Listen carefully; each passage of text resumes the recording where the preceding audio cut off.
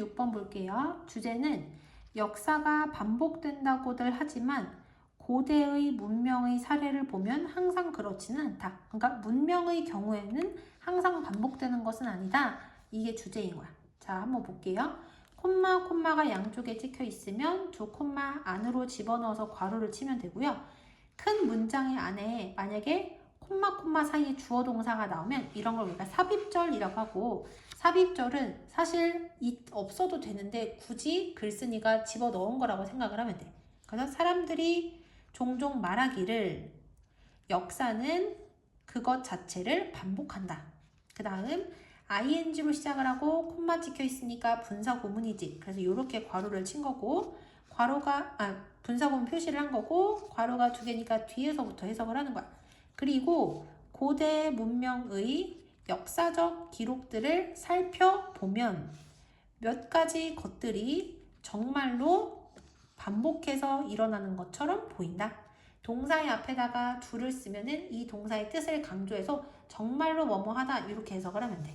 자, 그래서 고대 문명과 관련된 역사적 기록들을 살펴보면 정말로 몇 가지 일들이 반복되는 것처럼 보인대.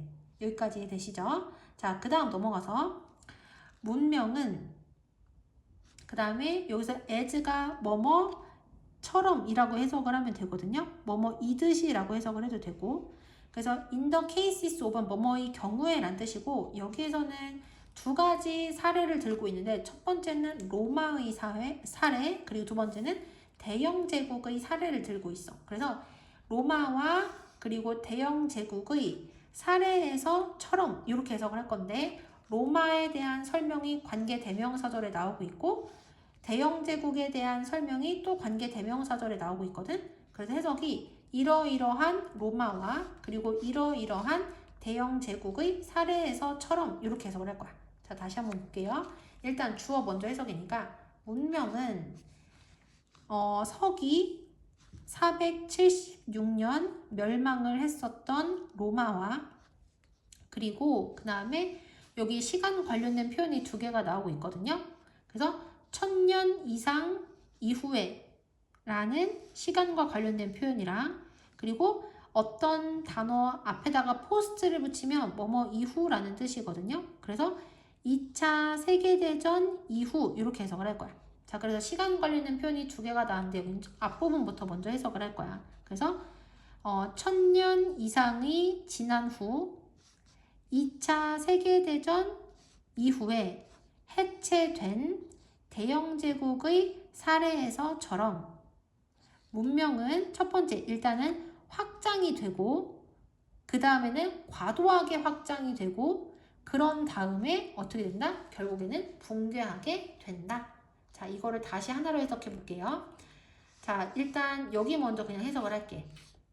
서기 476년, 서기라는 거는 예수님이 태어난 그 해를 0이라고 치면은 예수님이 태어나고 476년 뒤라는 뜻이거든. 서기라고 해석을 하면 돼요.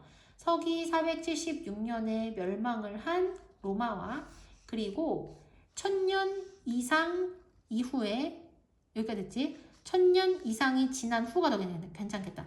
1000년 이상이 지난 후 2차 세계대전 이후 해체된 대영 제국의 경우에서처럼 문명은 확장되고 과도하게 확장되고 그리고 나서 결국 붕괴되어진다.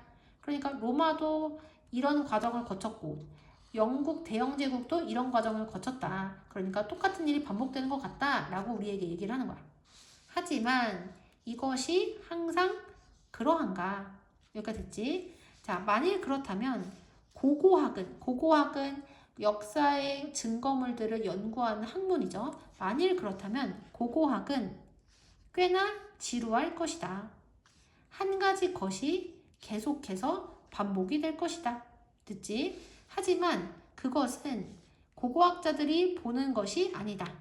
그러니까 고고학자들은 그렇게 생각하지 않는다는 얘기야. 그래서 여기서 문장 전체의 동사가 is고 이 비동사의 보어가 요만큼이고요. 해석은 것으로 해석하면 돼. 하지만 그것이 고고학자들이 본 것은 아니다.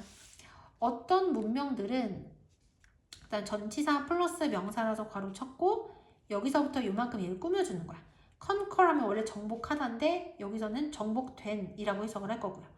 몇몇 문명들은 서기 1520년대에 침략자들에 의해 정복되어진 아즈텍과 그리고 잉카 문명처럼 갑자기 끝이 난다. 그래서 모든 문명들이 아까 전에 로마나 대영 제국이 멸망하는 과정, 확장되고 과도하게 확장되고 그 다음에 붕괴되어지는 것이 아니라 아즈텍과 그리고 잉카 문명의 경우에는 침략자들에 의해서 갑자기 멸망하기도 했다는 거야.